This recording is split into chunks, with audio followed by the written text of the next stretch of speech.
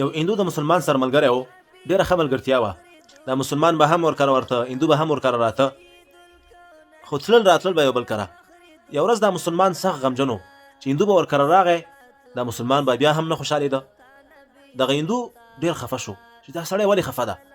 پوښتنه یې ترېنه وکړه چې ای ملګریه، زما ستا خو ملګرتیا ده، ته ولې خفه یې؟ زه چې راشم تاسو کره او ته بیا هم خفه یې، نه خوشحالېږي.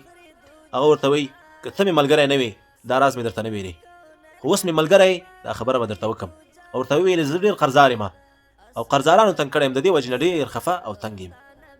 دا هندو کور ته لاړه، کور کې چې ورسره څومره مال ټولې راوړه او دې مسلمان ته وایي اوس دې چې څومره قرضداران دي ټول راوغواړه، زه به ټولو ته خپل قرضونه ورکړم.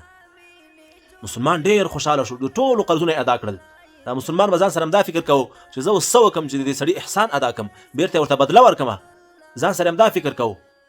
یو فکر ذهن ته راغی چې راځه د اسلام دعوت ورته ورکړه، دا ډېر لوی احسان ده چې ته پې وکړې، او که دې کلمه وویلې الله جل جلاله به دې ته جنت ورکړي.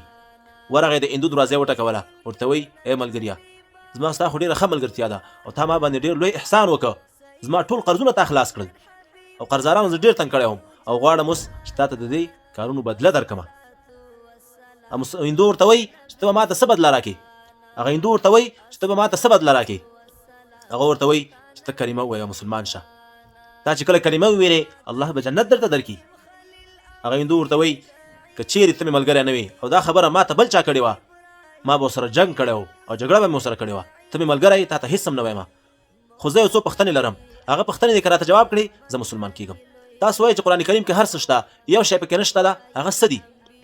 په ځمکه کې هر څه شته، یو شی پکې نشته، هغه څه شی دي؟ بل ورته وایي چې په جنت کې هر څه شی شته، یو شی پکې نشته، ته ما ته جواب راکړه چې هغه څه دي؟ او بل دا چې انسان کې هر څه شی شته، یو شی چې پکې نشته، هغه څه دي؟ که د دې خبرو جواب دې راته راکړه زه به مسلمان شم. مسلمان ورته وایي چې قرآن کریم کې هر څه شته، دروغ پکې نشته. په ځمکه کې هر څه شته، کبر پکې نشته. جنت کې هر څه شته، مرګ پکې نشته.